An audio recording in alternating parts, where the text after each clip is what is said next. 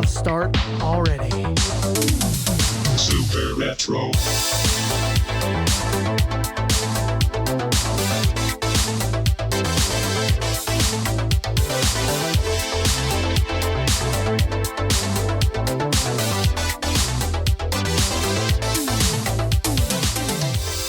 What's up, everybody? Welcome to Super Retro, a nostalgic podcast about retro gaming, TV and film, music, sports, pop culture, anything else dope from the 80s, 90s, and early 2000s. I'm your host, Tuck. That's your host, Will. What's up, y'all? What up, everybody? How you living, William? I'm all right. Another late night That's right. in the basement. And as always, this podcast is brought to you in its entirety by Salty Water, y'all. Hydrate that inner warrior. Let's go. If you're looking for a healthier option when it comes to your hydration drink, y'all got to get you some salties, y'all. I drink them every day at work now. Do you? Every day. That's dope. B vitamins, sodium, potassium, magnesium, taurine, zinc, no sugar, no caffeine, no carbonation, no gluten, and no dyes. And if you care about your health and your hydration, you're going to pick you some of these up, y'all. Non-carbonated. Let's go ahead and crack these, Will. I don't know. It seems like at every podcast when I set these out, I start craving them, dog. Before we start, I'm to start looking at it like I can't wait to start so I can get my drink on. Bro, I can't tell you how fast I drink these when I'm at work sweating all day. Will, When I crack it open, yeah. I don't think I drink anything that fast. You know what I mean? Like, it goes down so, Yeah. like, it's just gone. Will works at Ford, if y'all don't know, on the assembly line, and he be in there sweating. Hot. But shout out to our sponsors, Hydrate That Inner Warrior. Y'all stay tuned for the Salty Water trivia at the end of the podcast, and we got new rules to hit y'all with. So stay tuned for that. Man, it's a rough week, Will. It's a bad day. It's like our childhood is under attack. It's dying. The 80s and 90s are under attack. Our heroes are dying. It's going right in front of us. It's wild. You know. Like, if you'd have told me that those three people would die, like, within a week of each other. I know. You'd be like, pfft. That's wild. Dude, Malcolm Jamal Warner on a Sunday. Theo Huxtable. Ozzy Osbourne on a Tuesday. Ozzy Osbourne. And Hogan on a Thursday, y'all. Come on, man. That's 5 days right there. 5 days. Absolute legends from our childhood. And, you know, we'll get into each one of them here in a second. But, you know, Bro. I was thinking which one hit me the hardest. And, you know, I think everyone knew Ozzy's day was coming sooner than later. You know, same with Hogan. I feel like those two are exactly how I thought they'd go. Yeah, for but sure. The Theo thing hit me harder. Or Me too. Malcolm Jamal Warner. Yeah. Because it was how it went. Yeah, like, he was actually pretty jacked, prime of his. Yeah. He was still good. Yeah, he was then, 54. Yeah, 54. Yeah. I saw him at the airport before he left. He was fucking cut. Health, looked bro. good. Yeah, and then I was like, the way he died with his like 2 daughters there. Yeah, like, come on, man. That could have been us, bro. Yeah, I ain't never getting in the water again. You were just in the ocean. I was just in the ocean. So a couple days before you got in, I was in at Tybee Island. Yeah, now I understand. I was all out much further than I normally go too. That's why my wife's always like, get the fuck out of the water. What are you doing? And now I get it. Yeah, I was because feeling... that ain't worth it to me. I ain't going out like that in front of my kids. Fuck, that's sad. I mean, they had to do like CPR in front of them.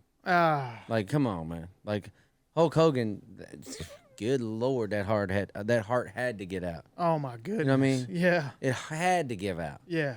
He did everything. Everything imaginable. You can't even fathom the shit that he put in his body in his lifetime. No shit. And not to mention the strain he put on his body. Yeah. Aside from the shit he was putting in his body. 100 surgeries. Yeah. I guarantee it.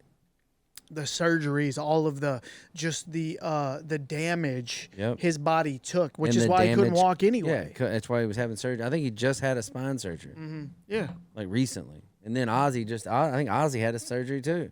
Yeah, man. Ozzy just got off his medicine. Was like, I heard him talking somewhere where he right before that show he just like, did. I'm dying. He's like, it's over for me, y'all. Yeah. So I'm gonna give y'all everything. Somebody said playing your own farewell show and then dying a week later is the most metal thing you can fucking do. Easily, legendary. He's like, I can't even walk. I'm about to play one more show. I heard him talk. He was like, I'm gonna stop taking these pills. Yep. I'm gonna be in pain, but we're gonna get it in, and he did too. That's why he was warning people. Yeah. He said, I might die on stage. He told people that. He literally spoke those words. And I was like, I heard that too. He ain't dying on stage. He was serious. Then this motherfucker made it a week later. That's crazy. Like he knew. That's like some Ultimate Warrior shit. Yeah. Yeah. Like where he was like, I might die. Dude, Ozzy was such a legend. Yeah, dude. bro. It took me, I think I was late to the Ozzy train. Just because, I don't know. I was like, fuck that shit. Yeah. And then the older I got, I was like, God damn, he's good. Dude, his voice, well, I wasn't, maybe I was late, as far as like Black Sabbath and stuff. Yeah, iconic. Me too. But that's what I meant. What I mean, and no, I actually was late. Early in his career, I wasn't like hip. Yeah. I wasn't jamming all around Ozzy. So my friend Jimmy put me onto him mid-90s, so much so that I thought his Mama I'm Coming Home album came out in like 95, but it didn't. It was 91. Yeah. But that's when I started listening to it, is it like around 1995. And my buddy Jimmy would just blast it all the time in his Volvo. He always had the systems in his Volvos. And, dude, that album is so... I didn't realize until, what's strange, I was listening to Ozzy a day before he died, making my whole family listen to it, talking about how when he dropped this album in 91 that, people thought, they didn't think he was washed up, but they didn't know he was going to remain a legend when he dropped that shit. And that just catapulted him into icon level when he dropped that shit. He got bigger than the band he created. That's right. Yeah, man. So I don't even know where I was going with that, but Ozzy's a damn legend. Yeah, man. And like, that's what's crazy is he had multiple lives. Like he had Black Sabbath. He had his own solo shit. Then he had a fucking TV show. You know what I mean? Yeah, like then he was pop culture just for who he was. Younger people that aren't really probably listening to this podcast, but they know him as a TV guy. Yeah, a funny old TV fucking guy. Crazy. And if you think about how long ago that was, how many years ago was when it? I see the video of it, I'm like, damn, that looks terrible. 20 years ago? Yeah, at least. And Ozzy was 76, so he was 56 then. Look rough. That's what I'm saying. He looked like he could go out then. But you know what I like about Ozzy, man? I seen a video of him in his like fucking young years, maybe late 20s. Yeah. And he's the coolest motherfucker ever. The most eccentric, original, authentic person of all time, maybe. He was entertaining as fuck then. Yeah. So and then to see like how he was like on the show, like that dude was stuck in there. Yeah. You know what I mean? Like he was still the cool motherfucker. He was so unique that I strive to be that way, to be 100% myself, authentic as fuck, and take me or leave me. Yeah. You know what I mean? Like, that's how it was. That's how he was. It's like he's an acquired taste of a person when you like talk to him. He's very, very unique. Yeah. Or was. And that's inspirational to me. You know what I like about him?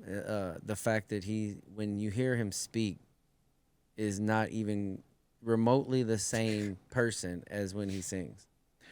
That's what I was gonna get at. I started to say it. I don't even understand, bro. Like I can't understand a word he's saying. His vocals are an enigma for me. Yeah, I don't get it. I can't figure them out, how they sound that good when he sings. Like it's the most fucking hard, like English accent. It's like for just a small little sect in fucking England that talk like that. And he's from there. And then when he sings, it's straight up perfect. Dude, to put it in music terms or production terms, it sounds like he is quadrupling his vocals, but he's not. I know it. He's not. Wild, bro. It sounds like he's stacking 4 vocals on top of each other. He's not. I've watched live performances of him where he sings, and it's like, holy shit, there's like multiple octaves going on right now. How is this even possible? I want to know if he had another voice, like where he could speak not in that accent. You know, 'cause I feel like he could speak like an American. Maybe. He was secretly holding on. Like, you know what I mean? Somehow he was like, I got this other. Yeah. Like, he could talk like this. Yeah, and I don't know. then go straight into his Birmingham or whatever he's from. Dude, but that singing voice is I mean, it's unbelievable. Find me a more unique singing voice than that. His voice was undeniable. So damn good, man. R.I.P. Ozzy Osbourne. Ozzy Osbourne, a true legend. 76? Yeah. Doing what he did all his life. Yeah. Fucking made it. Yeah. That's an American dream. And, you know, I don't know a ton about Ozzy's England. early life. You know, there's no telling what he was doing. That dude, KFC Barstool dude, you see that video? He goes, if you would have told me anything Ozzy Osbourne did when I was growing up, I'm believing it. Me too. Oh, he snorted ants? Okay. Yep. He bit a head off a bat? Okay. Yep. I don't even know anything. Right. I would have believed it. 1000%. Because that's how life was back then. Yeah. You just heard rumors and you're like, okay. You just knew he was wild. That checks out. You knew he was wild. His music was crazy. So you're like, yeah, I believe that. Whatever. Shit. Definitely. Yeah. He's a black belt? Cool. And we also lost wrestling legend Hulk Hogan, yo. Hulk Hogan, bro. Man. I mean, I think he might be the first American superstar. Like in, I don't know, not necessarily sports, but just like pop culture. Like sports figures had gotten in there, like Elvis, you know, Michael Jackson, people like that. Yeah. But like, I don't think anybody was bigger than Hulk Hogan, bro. Like, to me, he was up there with anybody that's ever existed. How big he was for me as a child. Mm-hmm. Like, when I was growing up, he was right up there, bro. Yeah, I agree. Saturday morning cartoons. He was everything. I mean, look, there was figures, there was fucking cartoons. He was on TV, he was on movies, he was like everywhere. Like, literally, you couldn't go anywhere and not see. Like, he became a giant of a man. His brand was almost bigger than he was. I bet he couldn't even fathom it back then. Yeah, no. He put in mad work, too. Yeah, he was a good wrestler. Yeah, my guy put in a ton of work to get where he's at. I mean, it's a perfect example of, you know, you got to outwork everybody if you want to be the best at what you're doing. Yeah. And, you know, I use that same mentality. It's weird. I'm drawing, like, inspiration from these people. Like, I use the same mentality when it comes to the podcast. I'm like, we have got to stay at it and keep doing it. You have to, when you don't feel like doing it, you got to do it. Man, and there was a time when, like, he wasn't who he was. Mm-hmm. Like, he was struggling. Oh, yeah, that's what I mean. He might not have made it. That's exactly what I mean. And he got that chance. Even through all of that, he still was working his ass off. Turned into something bigger than wrestling. Yeah, like, man. That guy, right? I mean, everyone in wrestling owes him. I like how we keep looking at him like he's right here.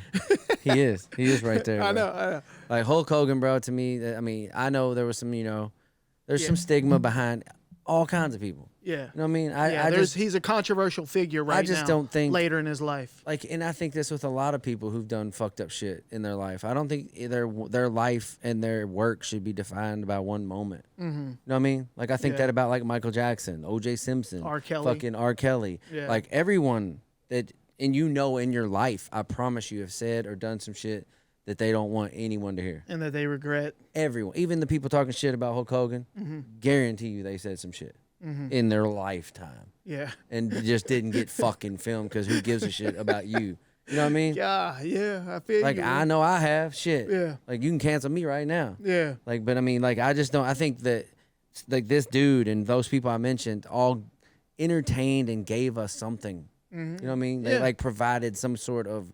entertainment and feeling in your life. So I don't think, like, you should just erase that. Yeah, well, for myself, there's two different versions of him, of Hulk Hogan for me. There's my childhood version, and then his later in life, like the the reality show Hogan and everything after that, I look at that version of him way different than I do the earlier version of our childhood. Yeah. You know what I was thinking on the way over here is like, that's Terry. You know what I mean? Yeah. That's that's not Hulk Hogan. Right. Hulk Hogan, it's like an actor. That's a character. Right. You know what I mean? It's like saying like the character in a movie, you're going to stop liking that show because he said something. Mm-hmm. You know what I mean? Yeah. I know what you mean. To me, it's just like that character as a kid when I thought wrestling was real. Me too. Like it fucking meant something to me. Definitely. And hearing that intro of him running in the ring, bro, you couldn't tell me shit at that moment. Like that was powerful to hear him running that ring, and I am a real American. Yeah, if I got to see him on the Saturday morning cartoons in the final match, I was like, fuck yeah. Yeah, it was awesome. Yeah, that was it. That's what I was waiting for. I mean, he's a legend, bro, all the way through. Somebody check on Willie Nelson. Yeah, right. We can't do another one, man. We can't do somebody else. I mean, I guess we can. That's how life goes. Willie about to go any minute. But Willie, man, Chuck Norris. Bruce Willis. Phil Collins. Bruce Willis. Damn. They said he can't even walk anymore. Damn. All right, then, y'all. And then last but not least, obviously, we lost Theo or Malcolm Jamal Warner. Yeah, Malcolm Jamal Warner, man. I think watching the Cosby Show like every other fucking person that grew up in our era did, like he was almost like the main character, even though we knew Cosby was. Yeah. You know what I mean? Like he was the most relatable for us. Yeah, for me being a small boy. Yeah. I would always. He was like the big brother. Yeah, I was always into Theo's life. You know what I mean? Like I was invested. That's funny you say that because I definitely think of him as much as Bill Cosby. Yeah, that's what I'm saying. For sure, when I think about that show. Like that show to me wasn't just Bill Cosby; it was Theo Huxtable and the sisters, right, and the mom, but like I was truly invested in Theo, and like to see him go out like that, man, it's just sad. Yeah, it hurt, man. Yeah, it hurt. I think that one hurt me worse. He was definitely the big brother of the '80s. Yeah, man. The big TV show brother of the '80s, no doubt about it. I don't think that trio that has just left us was unimaginable. Yeah, I mean it's pop culture definitely. '80s and '90s pop culture just took a major blow. Major hit, bro. All right, y'all. Time for that fit check, and we are pumped this week. Some fire. Talk to us, Will. What you got, bruh?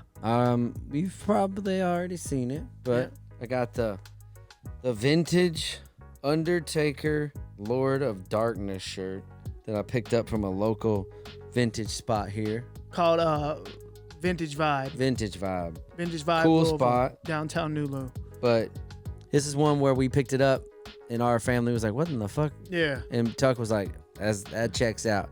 That high price checks out. So when we were looking, I found this one and I looked at the size and I was like, it's pretty big. I don't know. I don't know. Something about it. Man. I saw Will in it and I took it right to Will and he was like, holy shit. Like, and he's like, I got to try it on. And there was like a moment of, it was expensive. There was a moment of, am I going to get this? And I was like, Will, you got to get it. Yeah, I was sold as soon as I saw Undertaker. There's no question Vintage about Undertaker. What year was it when you found out?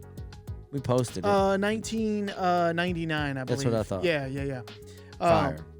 Then what about that? Well, the hat. Let me explain the hat. Boy. Actually, we're not going to explain the hat. It's a super retro hat, okay? And look for these very, very soon is all I'm going to say. That's best a hat I sneak ever peek. had. Let us know if you like the hat, y'all. These are coming soon, all right? Super collab we haven't announced yet. Yeah, we haven't announced it yet, but it's definitely coming. Yep. So there's your sneak peek, which we already gave y'all a sneak peek and a picture we posted on Instagram. That's why y'all got to follow us on our socials. All right, y'all. And I got that OG. I couldn't find a year on this one. But it's early 90s vintage Spurs joint, y'all. You know what was awesome about the Spurs? Like their colors were just popping, bro. And just the design and the Spurs gear from back then just makes me look at their feel logo, nostalgic. bro. I know. They got black, gray, teal, pink, and orange. Sick, bro. Fire. And it works too. It does.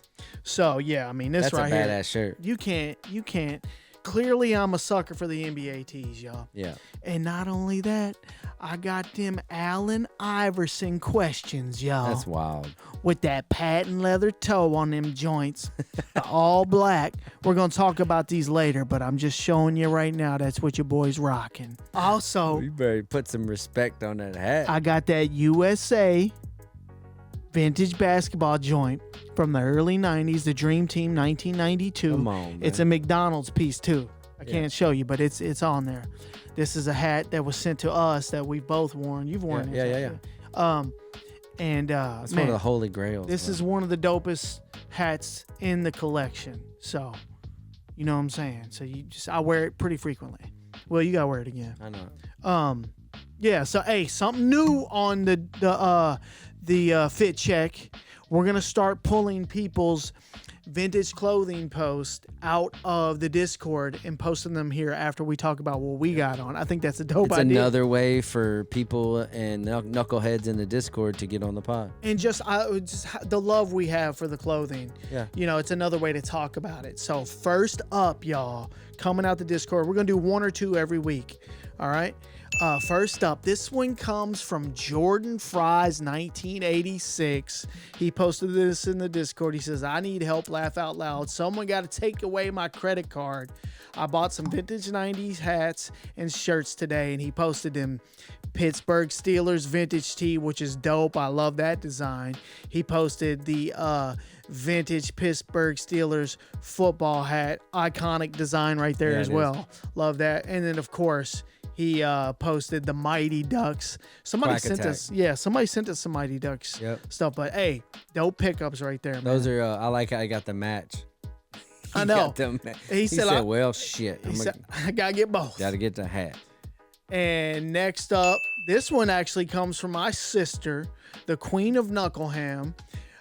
She says, y'all, I caved and got my 15-year-old the Jordan Flu Game 12s. Oh, my God. At least he'll be fresh for when school starts next month. That's good mom shit right there. Those are fire. Yeah.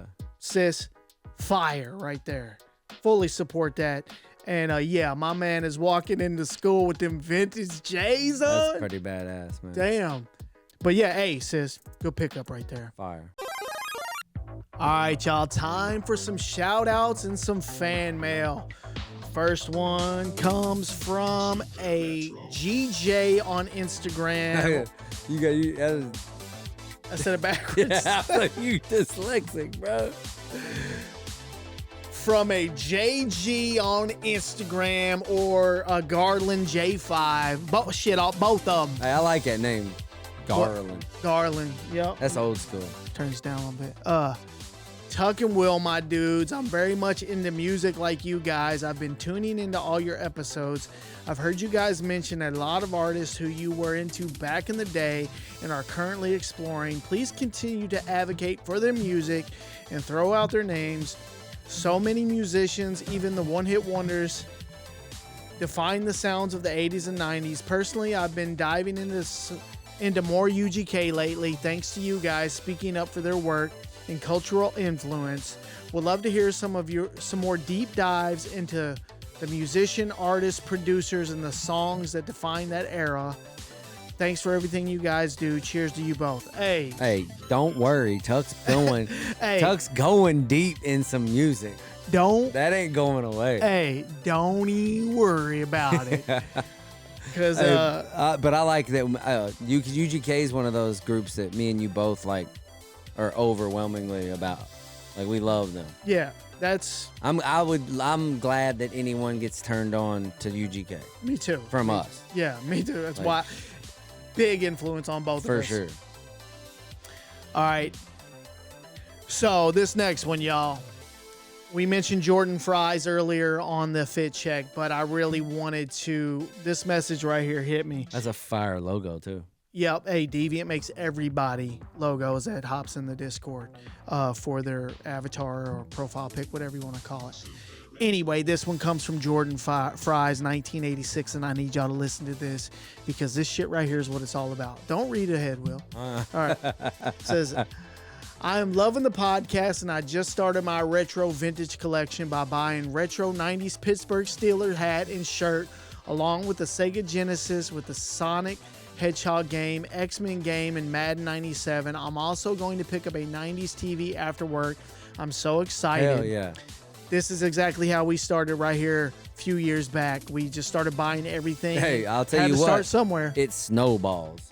Definitely. Be careful. But listen to this next one that he said. He said, a little about me. I was born with cerebral palsy and it affects my talking, so it makes it hard for me to make friends, and I have been having a hard time lately with not having people to talk to and hang out with. Plus my ex-wife left me almost 2 years ago, so I've been even more depressed the last couple years. I saw some clips of Super Retro podcasts like last week, and it just took me back to an easier, simpler, and happier time. So Tuck and Will, thank you for helping to put me in a better and more happy place. And I have an extra bedroom, and thanks to you guys, I'm cleaning it out and going to turn it into my own vintage, retro, nostalgic man cave. Keep doing what you're doing. It definitely helps us old guys out. Man. Now, I asked him if I could post that because clearly he got extremely personal right there. Yeah, man, that's awesome. But that is unbelievable. And just that whole thing, man. I mean, wow, you know, just has a hard time talking. He listens to our Discord. He listens to our podcast, hops in the Discord, and is immediately connecting with so many people in there. Right. I've seen him all day today doing it. You got friends now, man. That's what I'm saying. It literally warmed my heart, bro, seeing this go down in the Discord, because just knowing, you know, the day-to-day struggles my man probably deals with, and to have this outlet now, I mean, God, bro, it gives me chills right now thinking about it, that we had anything to do with that. And bro, this goes even deeper, Jordan. This goes even deeper, because I don't know if you've caught an episode of us talking about it yet. We maybe have mentioned it once or twice, but Will, you got a connection to this. Go ahead. My sister has cerebral palsy. Yeah. Yeah. And she's, my whole life, like, I didn't know any different. So Will grew up with his sister having it. Yeah. So he understands you, bro, more than like a lot of people do. So that is dope, man. Yeah, and like, I mean, to have that connection. So, Will, I challenge you. It's not easy either. And I insist you get into the Discord and talk to Jordan. Yeah. Because, I was always at her school and like volunteering and like, so, I knew hundreds, like, you know, Special Olympics, like all that shit. I was involved in all that. Yeah. And like, it's not easy, man. Yeah. Just to get through life and to have all that, man. It sounds like Jordan's kicking ass anyway. Yeah, dude. I mean, come on, man. Cleaning the room out. I think it's dope that we've inspired him to this. That first message he sent us about buying the 90s Steelers hat that we showed in our fit check and all that. That's how it starts, man. Yep. But to your point about, it's hard for you to make friends. That shit just ended. Yeah, that's what I told him in the Discord. Yeah, bro. I said, bro, it's over now. You got a bunch of friends. Like, now. no one gives a I don't mean this, you know, harshly. But nobody gives a shit about anything you got. Yeah. You know what I mean? Like, it don't matter if you've got divorced. It don't matter if you got a disease. You're saying it in a good way. Yeah, like, yeah, welcome. Yeah. No one cares. Yeah. Like, it's not. Nobody judging you. Nah, bro. that's not happening here. Yeah. And he goes on to say, love the pod, man. I feel joy coming back into my soul thanks to you guys in the podcast. Never in my life. Come on, man. We just out here talking. Come on, man. Well, I'm ready to end the podcast now. I mean, shit. How do you follow that up? But Jordan, for real, man, you got some friends now. And I saw all the knuckleheads in the Discord showing my man straight love. Jordan, this is for you, bro. Little knucklehead motherfucker. Again. Little knucklehead motherfucker. Again. Little knucklehead motherfucker. And who we had before him? Garland JG. Or Garland J5, this for you, bro. Hey, little knucklehead motherfucker. Thanks, bro. All right, y'all. Time for another mailbag. This one comes from an Evan Davis from Leslie, Arkansas. Let's go. I got a nail. What y'all know about that? That's retro. Look, worked better than anything I've used yet. It did. Swear to God. And then look, you know, okay, all right, let's see what we got. Don't know what it is yet. Huh. Let's see if there's a note or anything. No note. Comes from, what did I say? Evan Davis Arkansas. from Arkansas. Here we go. Oh, that's wrapped up nice. That's what I'm talking about. That's how you ship something. Oh, dude, I know what it is. I have no clue. I can feel it. Let's see if you can tell what it is by feeling it. Don't say it though. 100%. Yeah, the feel of the plastic. It's so strange. The feel of the plastic. Yeah. I can just tell by the way the shape. Oh my God, y'all. Bro. The OG. That's complete. Oh, definitely complete. He's got the helmet, Masters of the Universe, Battle Cat, y'all. He-Man's sidekick. I looked for months for one of those. Yeah. You know, and then here people are sending them to us. It's amazing. Evan, thank you for the Battle Cat, man. Yeah, bro. Oh my God. He's definitely going up on the shelf. We'll put him up there next to our other one. This one has this one's complete. We do not have a complete Battle Cat. Sick. Look at this, bro. Come on, man. Unbelievable. We're at the point where people send us Battle Cats. Come on, man. All right, y'all. Time for another Mailbag. This one comes from Mo Olivo from Beaver Falls, Pennsylvania. What up, Mo? Mo has been a long-time supporter, man. Big Mo. I can't even tell you when he started supporting. Way back. Speaking Easy days. Mm-hmm. Let's see what Mo has sent us. It looks like a lot of shit. Let's make sure there's no letter or anything. All right, well, I'm gonna hand you this. I don't know what it is. It's a fucking old game, bro. It's a Jaguar game, It's an Atari Jaguar CIB, bro. It's a fucking missed Jaguar CD game. Our first Jaguar game. Yeah. Our first Atari Jaguar game, And y'all. it's awesome. It looks like it's in fantastic condition. And if you don't know what Jaguar was, it was a version of the Atari. Yeah. Oh yeah. It was a CD ROM. Yep. From the Atari. It just never really took off. Oh my God. Show them that. This game, I played. You played it? Cool. Dude, Mo, already getting off to a good Still start. looks cool, bro. First CIB Jaguar game. Get right out of town. Oh, I like that. Oh, I like the way that feels. Another Jaguar game. Holy shit. White Men Can't Jump. CIB Atari Jaguar game. That's wow. wild, That is sick. oh my God. I don't think I've even seen this. That is sick. See the back? Yes. Oh my God. Yes. Oh, I want to play that so bad. It looks cool. He's hitting us with some deep cuts right there. Are you ready? No fucking way. The Garbage Pail Kids movie on DVD, y'all. You know how hard that is to find on VHS? It is damn near impossible to find it on VHS. Because wow.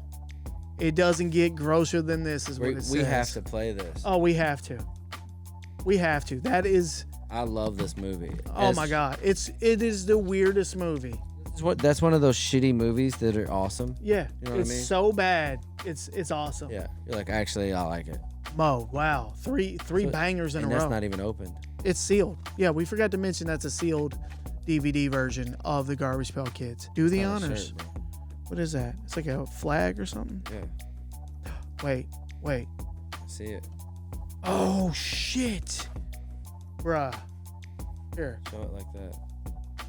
Can we see it? Yeah, it's all in there. It's a Castlevania flag, dude. Unbelievable. That is fucking.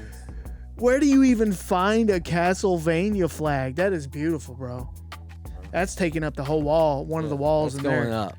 There's a back wall in there behind the computer. I'm putting that up behind the computer. Another one? I don't know what this is, man. Here you go. That's a shirt. I see the next shirt. Holy shit. Holy shit. Holy shit. I got to put this down for this one. A little Jason action. Game over. What's it say at the bottom?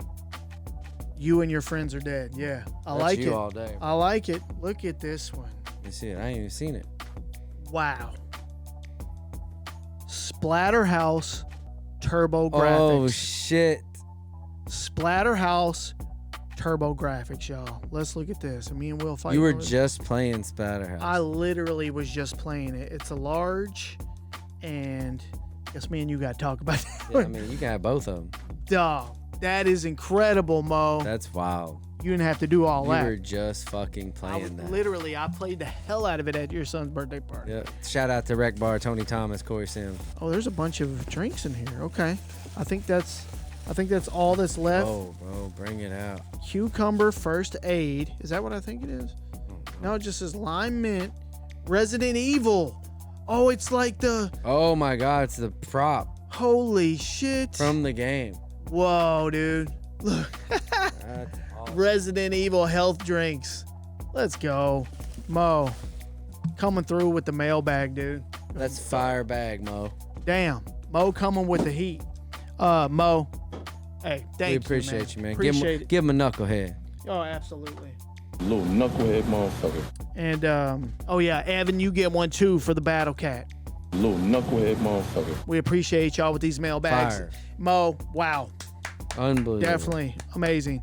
And if you guys, we haven't given out the address in a while, and I think that was probably a good idea because we're not, I wouldn't say we're getting caught up, but it's not overwhelming like it was. Okay, it's overwhelming to us that we even get packed. There's a couple in my car though, so but guys, if you want to send us a mailbag or if you want to contribute to our journey to get every NES game ever made, you can send a mailbag to 11167 Bluegrass Parkway, Louisville, Kentucky, 40299. All right, y'all? Or just add to the museum. Yeah, that's, anything you send us, we'll never sell it, y'all. Yeah, that's a never. promise. All right, y'all, time for another Discord Drops.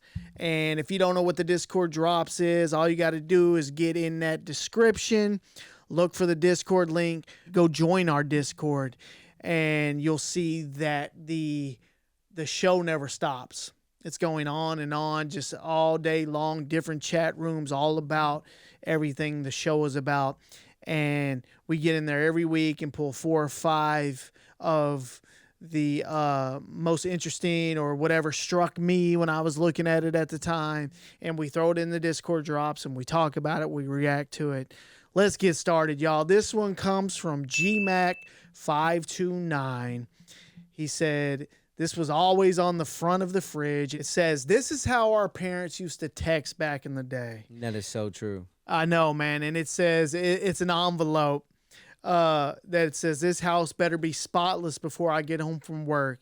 If not, everybody's getting a whooping. And I can't tell you, man, my mom, I mean, not necessarily the whooping threat, but my mom, she left me notes all the time when she would go to work or I come home from school. It'd be right there on the refrigerator too. I like how they use the envelope.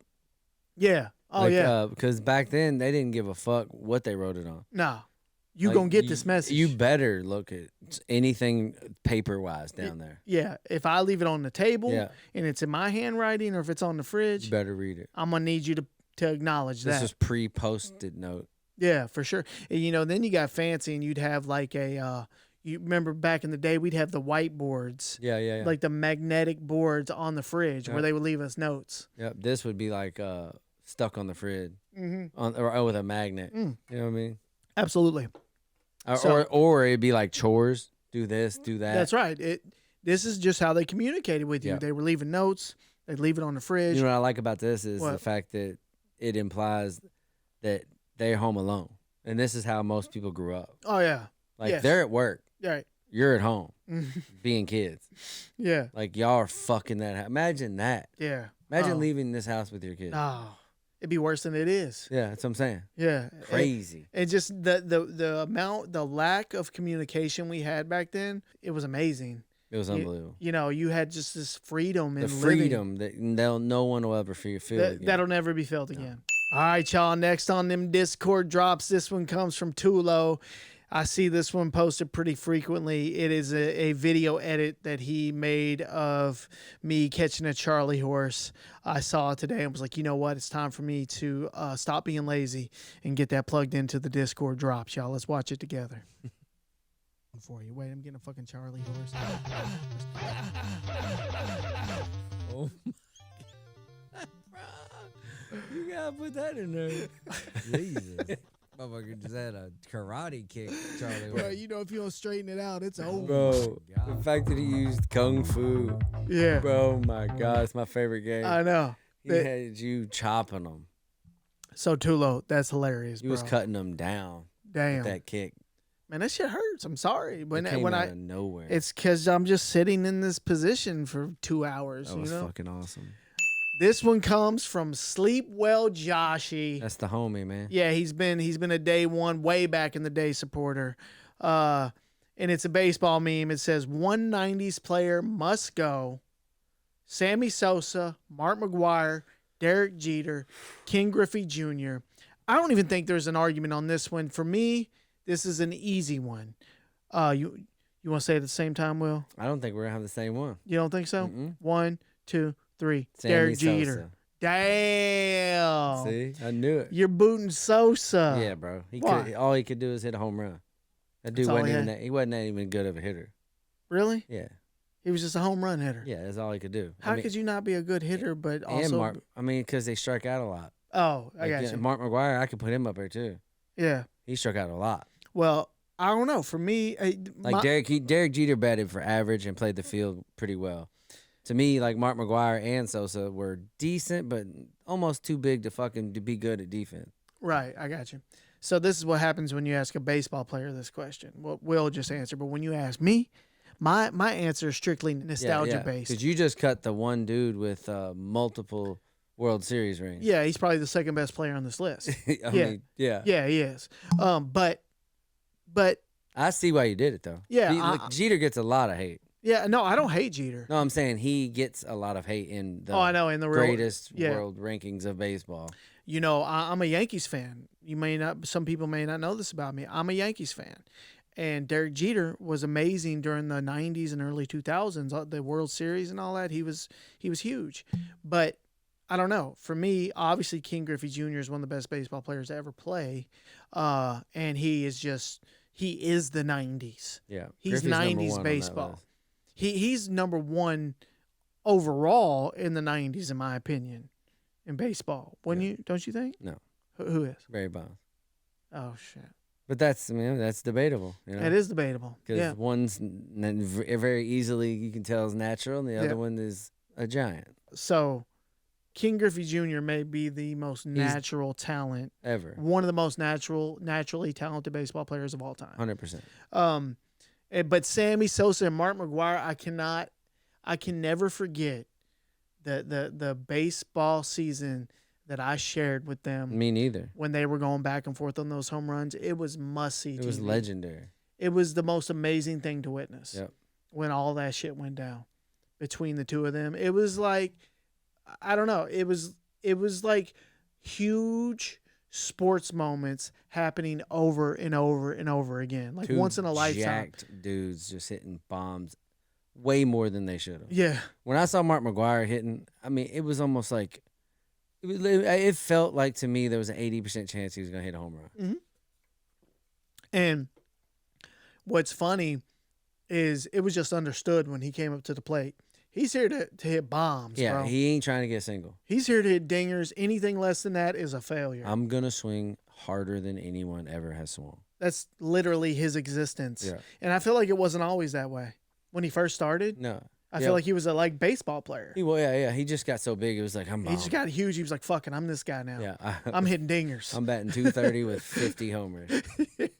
All right. This one comes from O. Digglesworth. Oh, Digglesworth, fresh off the hot fire mailbag. That's right. That's right. And it's some pictures of a Christmas catalog. He says that 84 Christmas catalog hit way different. There's a ton of iconic toys. Bro, is this his? In here. Yeah, yes.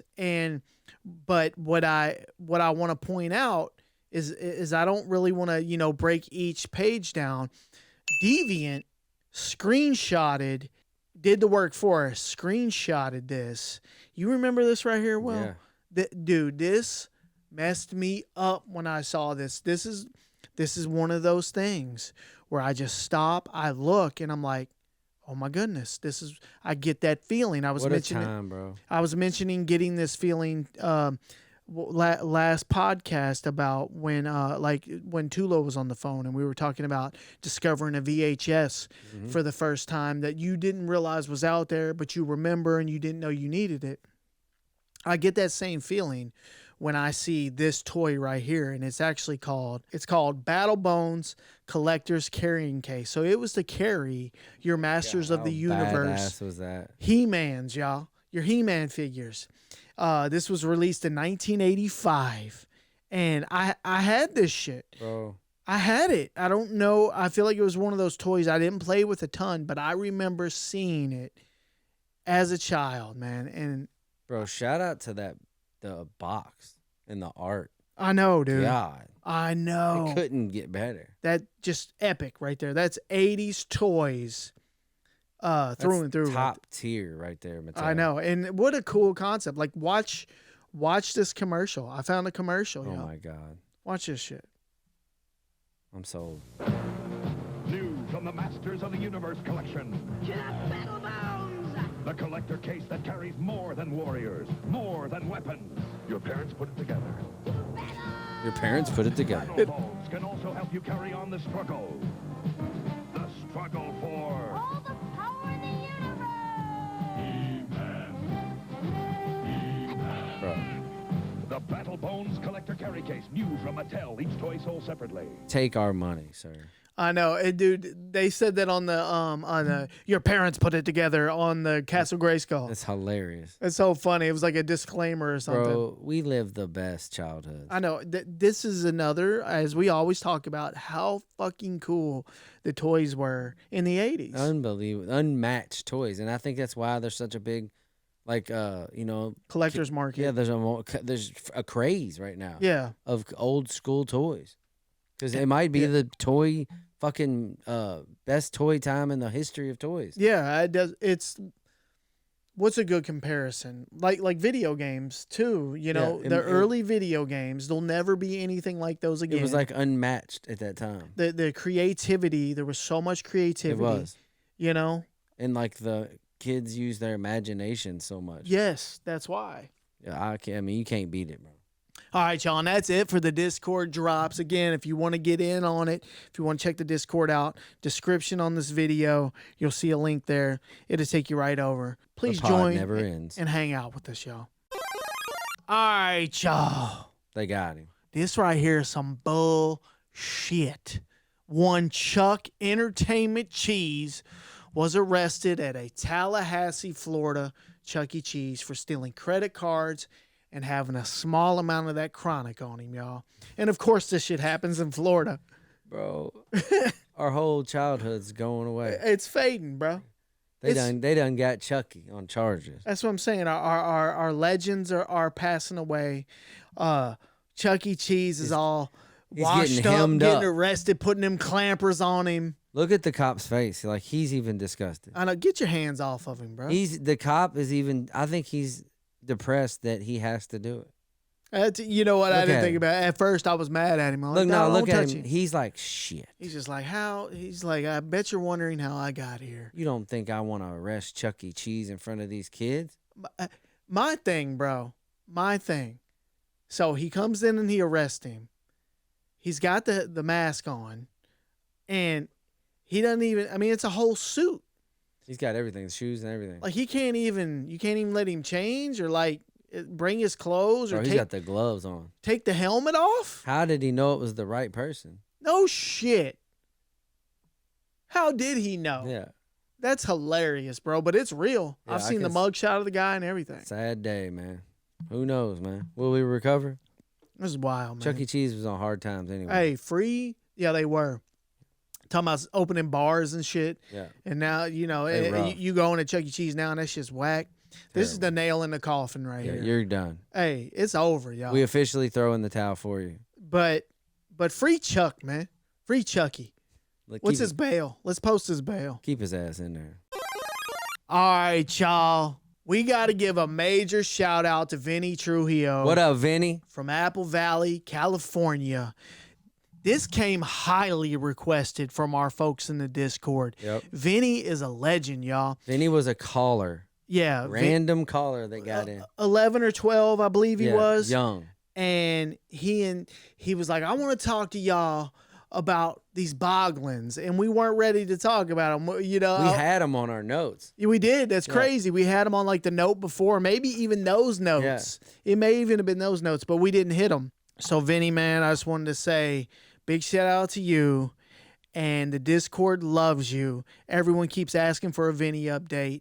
Will, we got to get him a shirt sent out, so I need to make an order, and we'll send it out to him, do all that. And these are his Boglins. Yeah, these are pictures of Vinny's Boglins right here. He emailed us pictures. Those are fire, dude. Damn, those are fire for sure. The jack-o'-lantern Boglin? Come on, man. That's sick. All right, y'all. So, who remembers Boglins, y'all? Released by Mattel in 1987. Boglins were rubbery hand puppets made to look like slimy swamp creatures or mischievous goblins. They had wiggly eyes, movable mouths, and came in cages that looked like they were meant to contain a wild animal, complete with plastic bars and a do not feed warning. They were part puppet, part creature collectible. They reached peak popularity between 1987 and 1991. Co-created by Tim Clark, who, get this, was also involved in the Dark Crystal and Fraggle Rock. Bangers. So the creepy puppet vibe definitely carried over.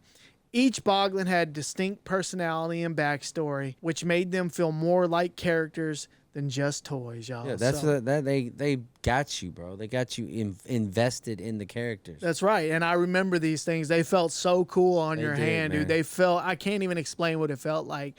But again, an 80s toy, super creative. Super nostalgic, bro. And guess what? I got a commercial, y'all. Let's go. Let's do it. Over here. Oh my God, I remember Me and my this. buddies need a place to hide out. Come a little closer. Oh, did I scare you? Oh, I do that so well. If you take us home, we'll kiss your Aunt Martha. Will eat your bro. peas?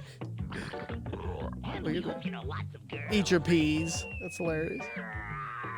Hey, the name's Boglins, each sold separately, and we're looking for good homes. Maybe yours. Bro, How good is that? couldn't be a better commercial. How good is, hey, sign me up. They fucking nailed that. Definitely. And these things were actually huge in Europe, too. Oh my They were God. bigger in Europe than they were in America. You know how many people was out there feeding their Boglins food and scared and biting their sister's foot? Oh yeah, mischievous God, right here. This dude. gave Oh you my this gosh. gave you a pass to be mischievous. Yeah, back I'm in the day. scaring somebody. So Vinny, hey man, hopefully we did your Boglins justice. These toys are cool as hell. We gotta and, get some Boglins. Get what I was about to say. Let's get some Boglins. I want vintage Boglins. Yeah, though. yeah. And they made a bunch of different kinds too. They didn't just make they made mini ones. They made big king ones. Hey, they made many variations of Boglins. But I want an OG first run Boglin. We're going full Boglin. You never go full Boglin. We're going. Who remembers download speeds back in the day? It's not real, bro. Kids have no idea. There's no way it ever said that. 39 years right here. No way. I swear I've seen some wild shit on here It's though. not real, bro. I don't know about 39 years, but I've seen some wild shit. I've seen it say like 18 days and shit I before. would I'm not even delete joking. everything. 39 years of 180 megabytes. This is trauma right here. Oh my This God. is early trauma. Like you to download like a. And it's halfway done. I know. So it took 80 years to download this It's been file. sitting for fucking 40. Hey, it's still downloading. Yeah, bro. But for real though, man, you No, got but those speeds, man, people nowadays are so spoiled. no clue.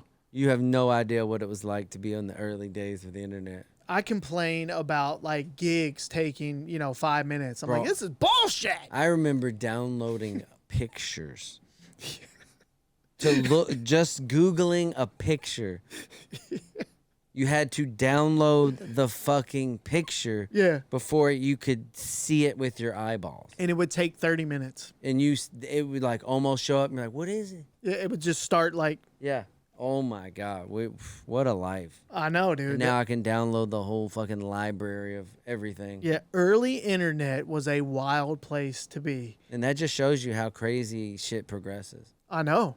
Think about it in 100 years, 200 years it's from now. over, bro. Like, what's going to happen? Like, you know, this is hard to fathom, but dude, like when you would like download a movie or an MP3, you knew, all right, so I'm going to go ahead and download this movie.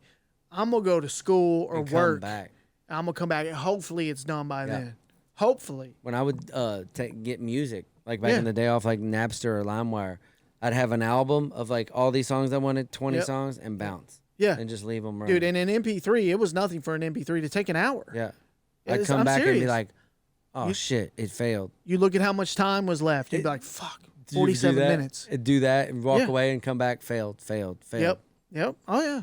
God damn it. So, man, kids today will never know. Streaming Netflix on their devices and ridiculous. Downloading their apps, these huge apps in a matter of seconds.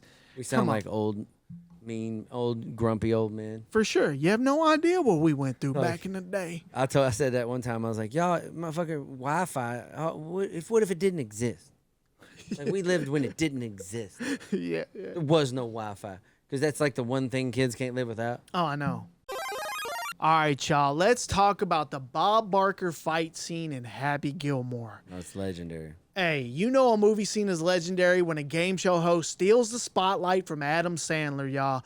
The Bob Barker fight scene in Happy Gilmore wasn't just a cameo. It was a full-blown 90s pop culture nuke, man. Here's this sweet, soft-spoken game show host that we all grew up watching on The Price is Right, politely asking old ladies to guess the cost of a vacuum cleaner. And suddenly, he's on the golf course beating the brakes off Happy Gilmore, y'all. It was unbelievable to watch all of that scene unfold. It's, Happy was playing. It was like a celebrity thing, and Happy was playing with Bob Barker. And Happy was playing the worst he's ever played in his life. And Bob Barker was just fucking giving it to him. Clowning him. He's like, bro, you should be working at the snack stand, he said, bro. you're terrible. Like, you're the worst golfer I've ever. He's like, there's no way you're a pro golfer. He said, like, you couldn't possibly be worse in hockey. Yeah. And that's when he was like, nah. You went too far. You crossed the line, Bob. Yeah, and he sucker punches Bob. It's an iconic 90s comedy moment. Who could have had the idea to be like, hold on, let's get Bob Barker. Yeah. And I'm going to fight him. That had to be Adam Sandler's idea. It had to be. And that's brilliant. The execution of this fight is so perfect. It's the best ever. Do you have it? I have it, yeah. Oh my God. And Bob does a lot of his own stunts too. Like he doesn't do all of them. Yeah. But you can tell, like he's doing the. I could tell. I watched and could tell where he was and where he wasn't. Right. But he was throwing them punches. Oh, he's throwing them punches. Yeah. He was knuckling That left up. looks all right. Yeah, it he has does. a jab. Bob got a jab on him. And Bob got a jab the on shit him. he says to him, bro. Oh my God. And then, but before we watch it, Adam Sandler has the iconic line, "The price is wrong, bitch." Oh my God. I can't believe you're a professional golfer. I think you should be working at the snack bar. You better relax, Bob. There is no way that you could have been as bad at hockey as you are at golf. All right, let's go. Bob's a good actor, Like too. that, old man? You want a piece of me?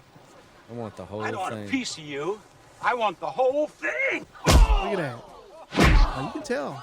Bob got it in him, boy. Look at him. Look at him. Left jabbing that. You know Adam Sandler jumped in that water. Hey, I heard Bob was a black belt. Get it, Bobby. Seriously. Oh, damn.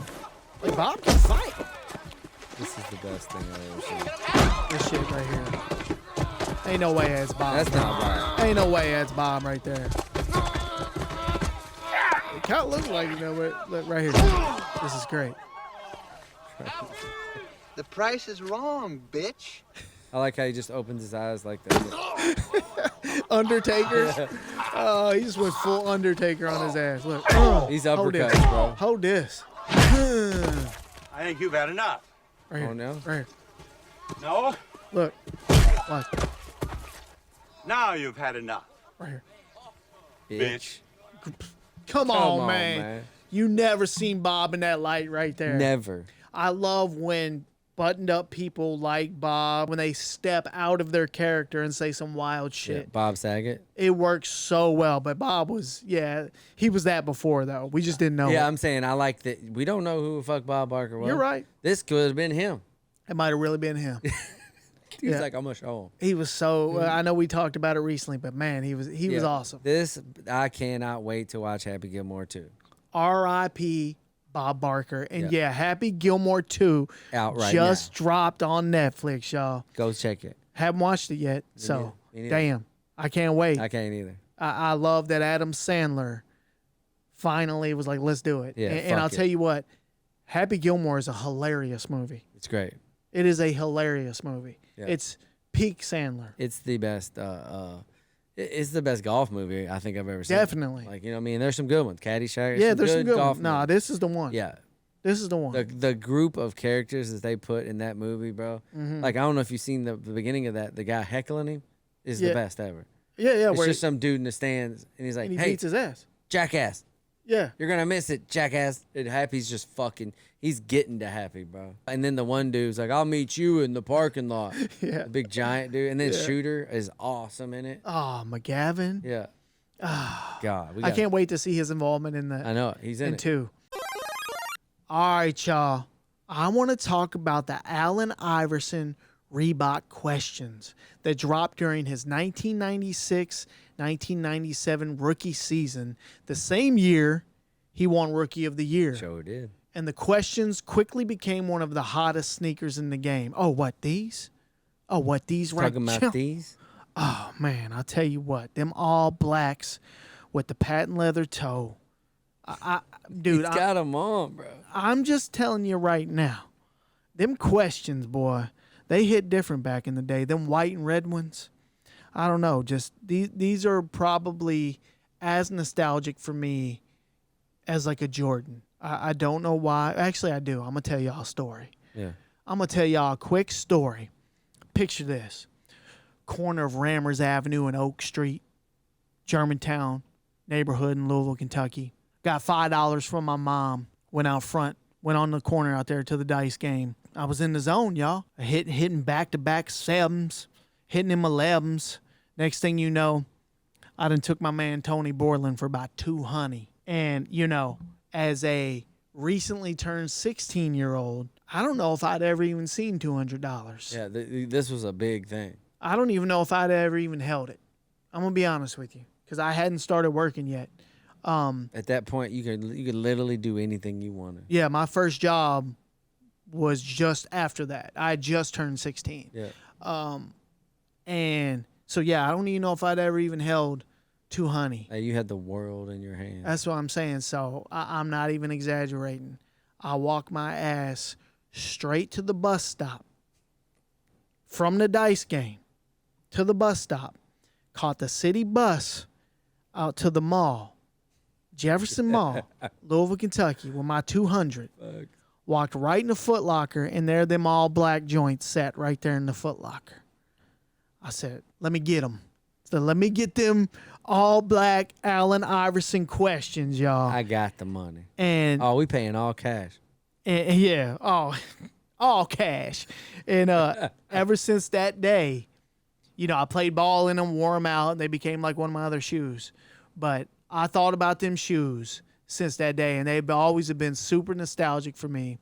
And your boy got them back, y'all. You got them back. And quick note about these, it was no secret that when Iverson was at Georgetown, he used to rock the Air Jordan 11s, which clearly influenced this design right here. Reebok's Scott Hewitt crafted the question with some nods to that Jordan flavor, like that patent leather toe, y'all, that toe overlay. You know what I'm saying?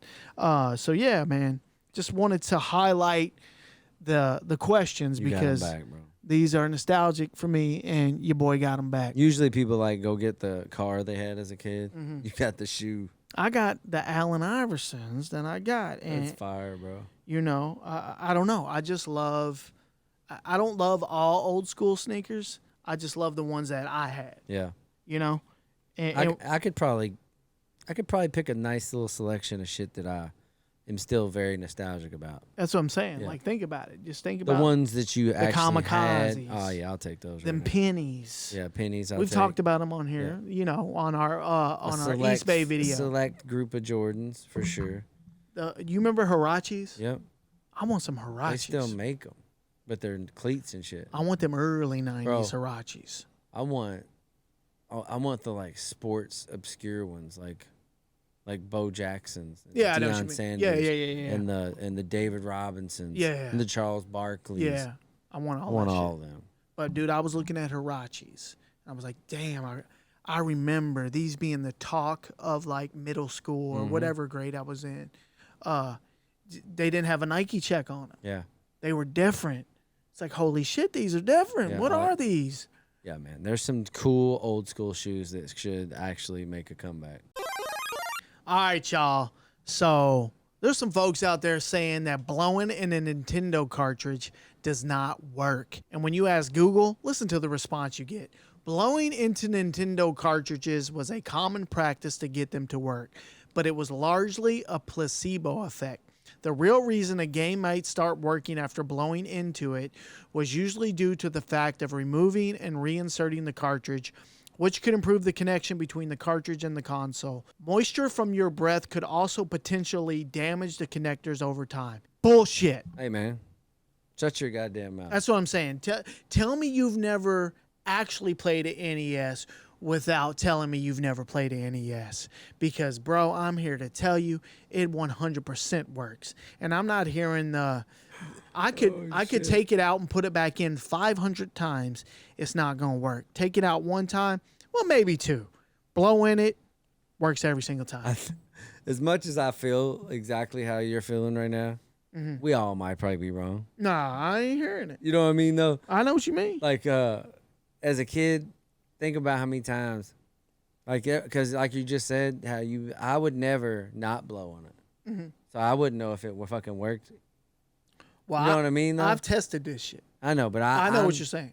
I'm saying, when I'm a kid, if I took it, taking it out probably was fixing it, and I'm blowing it on it regardless. Yeah, every time. So whenever it did work, I blew on it. And there were warnings on there saying in don't my blow on it. mind, it was 100% that it worked. So I get this, and I think it's hilarious. But I'm telling you Hey, now. even if they told me right now and came out said it don't work, Yeah. I'm still blowing. Oh, as a man in my 40s right now, You ain't stopping me. I 100% still do it. I did it yesterday. My son was trying to play a game. It wouldn't work. He was trying to play Smash TV, Watch this. and I blew right. We put it in 3 or 4 times. It didn't work. I took it out. I blew in it, put it back in. Worked first try. Get out of here. Take that, Get out of here with your bullshit. Nintendo. All right, y'all. Let's talk about the top 5 most valuable PlayStation 1 games. The OG. The PlayStation 1 wasn't just a console, y'all. It was like a soundtrack to our teenage years. From late night gaming marathons to borrowing your buddy's disc and forgetting to give it back. Y'all know what I'm talking about. Among the hundreds of classics, a few titles became legendary, not just for their gameplay, but for their unbelievable value today. Let's get right into it, y'all. Number 5, The Misadventures of Tron Bonne, y'all. Or the Misadventures of Trombone. Yeah, one of them. Who the hell knows? Brings in a loose price of $255, a CIB price of $540, and a sealed in-the-box price of $1,070. For a disc, a PlayStation 1 disc. Who would have thought? Nobody. The game is a spin-off of Mega Man Legends, which was already a cult favorite, but far from a mainstream hit compared to the main Mega Man series. Because of this, Capcom didn't expect big sales and produced a very limited number of copies for North America. And it was also super late on the PS1's life cycle. By 1999, the PS2 was on the horizon, launching in 2000, so gamers were already shifting interest. I feel like that has a lot to do with a lot of expensive games. It's a common theme. When it Definitely came a common out. theme. Definitely. Very low production run, late in the lifespan. That's why this one is number 5 on the list. Number 4, Rayman 2, The Great Escape. The watch bundle, y'all. A loose copy will bring in $288. A CIB will bring in $499. and a sealed new copy will bring in $1,300. How do you have a new copy? And this is another one. This was a limited promotional bundle. It came with a watch in the packaging. Somehow they got a super thin watch in the actual game, in the CD case. I'm not sure how they did it, but they did. Look that up on eBay. This was likely given away or sold in extremely limited numbers. The watch itself was produced in very small quantities, making the entire bundle a niche item among collectors. That's pretty cool, though. And yeah, and it had extremely low circulation. There's reports that there was only around 100 copies ever made of this game, and that's crazy. why. Yeah, that's why. So good luck finding one of these. Number 3, y'all, Mortal Kombat. Now you're thinking, why is a Mortal Kombat game so expensive? The Mortal Kombat in the jewel case, and I'll explain that in just a second. A loose copy of this, $529. Jesus. CIB price, $900. Good Lord, man. New price sealed, $2,340, y'all. Now, when PlayStation games, a lot of games, when they first came out in the early days of PlayStation, they were in these longer, sometimes cardboard, sometimes plastic boxes. Mortal Kombat 3 was launched in that box. It was called a long box. And the jewel cases came later. Before PlayStation went all jewel case, there was a couple that were caught in that in-between stage. In Mortal Kombat 3, its initial sales had already happened with the first launch in that long box. Most people who had Mortal Kombat 3 got the Already long had box. it. Yeah, they got that. And so there was a very limited run of that final stage of its lifespan that were made in the jewel cases. So clearly, that's why this one is a collectible, because it's hard to find in that standard jewel case. You would think, well, all PlayStation games are in that. It's just jewel that case. time, man. Yeah, not all of them are in that case. Number 2, Siphon Filter 3, the 9/11 edition. And what we mean by that, y'all, look in the back. American flag. It's an explosion going on back there. This is a good game. Loose price brings in $576. Complete price $1,000. New price $2,600, y'all. And listen to this. Siphon Filter 3 9/11 edition is one of the rarest and most collectible PlayStation 1 games ever released. Its scarcity stems from the dramatic recall triggered by the September 11th attacks. And here's the full story. It was originally slated to be released September 25th, 2001, with cover art featuring an American flag and a government building in flames. Imagery was deemed bad timing after 9/11, which, there was a lot of stuff like that never was released because of the way that it would be received. So Sony recalled every copy that had already been shipped to retailers. But however, a few of them slipped through the cracks before the recall, and there's original versions with this flag cover on it out there. And Wow. Will, people probably had the plug. Yeah. Like we had back in the day on music. Like, yeah, you gonna let that through. Yeah, they're like, before they're like, hey, I got you. This bro. game ain't even out Here yet. you go. I got you behind the counter, under the table. So those versions are out there. Extremely rare to get your hands on one of these. If you find one of them, man. Number 1, y'all. This one might be surprising to a lot of people, but let me tell you about it, y'all. NFL Blitz 2000, the greatest hits version. And you're probably thinking, well, everybody had this game. Everybody had this one. Yeah, I feel like I had it. Yeah, on PlayStation. Everybody had it, right? Well, let me explain. But first, let's get to these prices. Loose price, $3,027.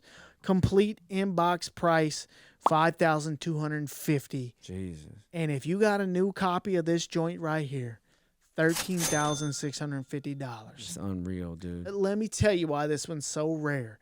NFL Blitz 2000 greatest hits version, being the key word, for the PlayStation 1 is expensive due to its rarity stemming from a limited print run and a recall, while the standard version is common and inexpensive. On the standard version, the greatest hits edition is highly sought after by collectors looking to complete full sets.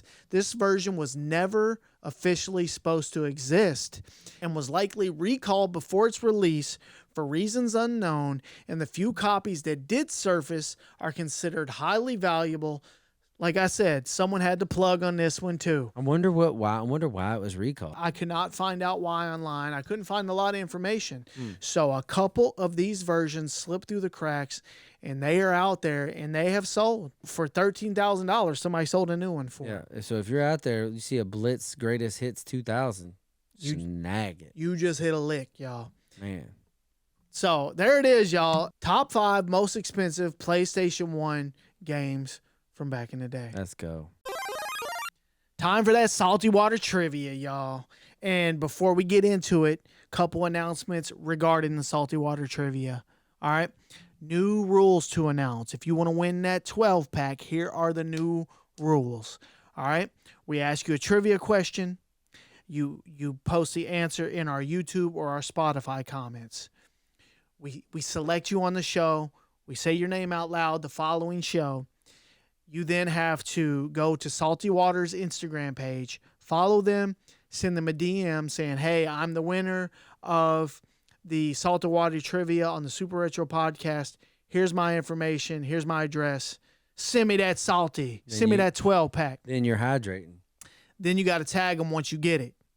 Once you get that 12-pack at your doorstep, tag them in your story, make a post on Instagram, whatever you want to do. Yeah. Just tag Salty Water, y'all. Show them. All right, y'all. Let's get right into the question, the Salty Water Trivia question, brought to you by Sir Will Walk. What you got? This week we have, in the movie The Lost Boys, what is the name of the comic book store owning vampires hunting brothers? That's a good one. That's a good one. The Guess two what? brothers in Lost Boys that hunt the vampires with them. If you know who they are, you know. But what did they call themselves? They had a squad name, huh? Yeah, it's pretty cool. They had a squad name. Yeah, I remembered it when I said it. Did you? I don't know it right now. I don't know it. I'm not, no shame in my game. So y'all, hey, put the answer in the Spotify comments. Put the answer in the YouTube comments. We'll announce you next week on the pod. And if we announce you, head on over to Salty Water's Instagram page. Give them a follow. Yep. Send them a DM with your information. And they'll send you that 12-pack of them salties out, y'all. All right, y'all. That's the show, That's Will. it, man. Man, we already got a good show lined up for next week. All the stuff we skipped. Another one. Shit. I love when that happens. Me too. Soon we'll be able to talk about an epic mailbag that we received. Sitting right off frame here. I cannot wait. We're going to get that shot either this weekend or next or the following weekend. I'm sick of not being able to talk about some stuff. Me too. I like how we still haven't announced the hat. Yeah, You just said fuck it. I forced that. You said, I'm just doing it. You can only tell me no so many So times. these you'll see these dropping soon. Come on. And some collabs, man. Just so much stuff. Look, y'all, sticker packs. Sticker packs are going out. Sticker packs are on the website right now. You got 5 stickers in here. I think it's $10 on the website. I think it's a good deal. Me too, you know what man. I'm saying? You go into any store and look at stickers, they're expensive, man. Look, bam, you got that joint. You got the OG. You got the Castlevania Super Retro. You got me and Will. Shout out to our boy in Australia. And you got the real OG. Yeah. The Super Nintendo. So there you go. They're on the website. Couple more Madball shirts left on the website. Yep. Don't miss out on those. Thanks for the mailbags, boys. Oh yeah, mailbags were incredible. We appreciate you guys. Go give us a rating on Apple if you're listening on Apple. On Spotify, we're trying to hit them Spotify charts. We have been pretty consistently staying on the leisure charts over on Apple. We want that YouTube to grow. Go give that YouTube a follow. Yep. Remember, we go live every third Saturday of the month. Yeah, man. SuperRetroPod@gmail. If you want to send us a mailbag, 11167 Bluegrass Parkway, Louisville, Kentucky 40299. We love y'all. Thanks for the support. That's all I got, Will. Me too, man. Keep it retro. Hell yeah.